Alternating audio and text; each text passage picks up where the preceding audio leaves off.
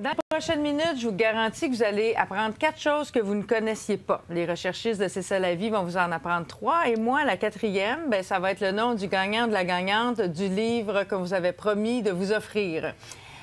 Annie-Claire, on va commencer par toi. Bonjour. Bonjour, Martial. Noémie et Stéphanie, ça sera votre tour tout de suite après Annie-Claire. Annie-Claire, 2 jeunes joaillières ont créé un concept pour le moins inusité. Tu nous en as apporté quelques échantillons. Oui, alors j'ai des pendentifs ici, j'ai des bagues, j'ai un bracelet, j'ai des broches. Donc, ces bijoux-là de famille, sans mauvais jeu de mots, ont la même particularité. Alors, ils ont été créés par 2 joaillières de Montréal, Michel Côté et André Michaud, et ils ont été créés à partir d'un moulage de mamelon.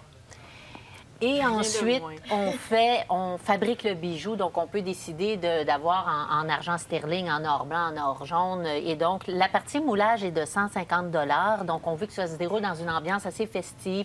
On invite les filles à venir à boire un verre de vin rosé. Ça, c'est une partie qui coûte 150 $. Il y a plusieurs étapes. Et ensuite, l'autre partie, qui est la création du bijou comme tel, c'est 150 $. Donc, pour 300 $, vous avez un bijou personnalisé. Et c'est drôle parce que j'en parle depuis, j'ai les échantillons depuis peut-être une dizaine de jours.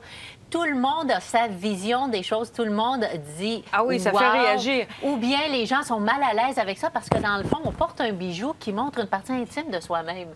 Alors, c'est pas tout le monde qui est à l'aise avec ça. Ça fait beaucoup parler. Est-ce que c'est une hymne aux beautés, au corps et à la beauté de la femme, à la féminité? On ne sait trop. Il y a des gens qui trouvent ça très impudique. Donc, je sais pas, les filles, ce que vous en pensez. On pourrait en parler pendant vraiment longtemps, mais c'est sûr que ça fait réagir. Pour en savoir plus, peut-être, on peut consulter le site Internet www.flammerose.com. Ça va se retrouver sur le site sur Internet notre site Internet à nous. Merci beaucoup, Annie-Claire. Noémie, toi, tu t'es prise d'affection pour un agriculteur canadien d'origine japonaise. Oui, Martial, j'en suis toute émue encore. Oui, c'est un homme qui s'appelle Thomas Kamiya. C'est un mécanicien retraité, fort d'une expérience de 40 ans comme mécanicien. Et lui, il s'est promené à travers le pays avec son espèce de camion-tracteur atelier. Et là, eh bien, il se promène partout au travers le Canada. Il visite des fermiers de fermes biologiques. Et presque gratuitement, Marcia, si, par exemple, tu as envie de faire donner un peu de pep à ton tracteur contre une douche et 3 repas par jour, M. Kamiya s'occupe de votre tracteur et de d'entretien de toute votre machinerie. Alors, parti de Vancouver, depuis le mois d'avril, il a traversé le pays. Il s'est rendu jusqu'en Nouvelle-Écosse et là, il commence son périple dans le sens inverse. Écoutez, il a fait 13 500 km. Il a visité plus de 56 fermes à travers le pays. Et évidemment, il s'est fait de bons amis. Bien, et pourquoi il fait ça, M. Kamiya? Pourquoi donc? Une douche, 3 repas, mais il y a sûrement une autre intention. C'est qu'avant d'arriver au pays, il travaillait pour une compagnie de déforestation. Alors, il a eu l'impression d'avoir détruit en quelque sorte la nature. Alors là, il veut redonner à la nature et il veut aider gracieusement les fermiers biologiques. Il rêve d'ailleurs de créer une association d'électriciens, de menuisiers, de mécaniciens. Et là, Marcia, je termine en le citant. On t'écoute.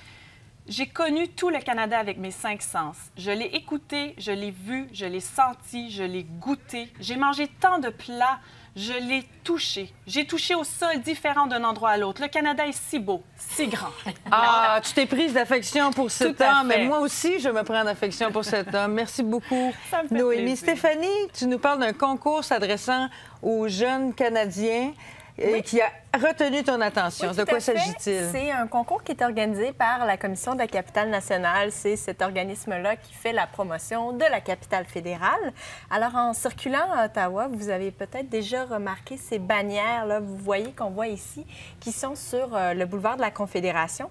Ces oriflammes-là, ça se veut un peu le miroir des différentes cultures présentes au Canada, des provinces, des territoires.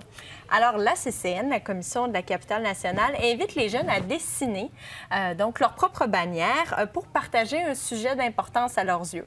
Donc, ce qu'on cherche à voir, c'est d'un peu aller tâter le pouls des jeunes, de la jeunesse canadienne pour voir quels sont les événements, les identités, les symboles qui sont importants pour eux. Donc, on souhaite illustrer ça. Donc, les dessins choisis vont être pris en charge par des professionnels et vont se retrouver sur des bannières dans la capitale. Je veux vous montrer à quoi ça ressemble. C'est beau!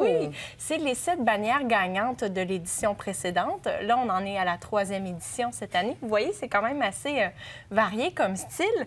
L'année dernière, il y a eu près de 1300 propositions de dessins qui ont été remis par les jeunes.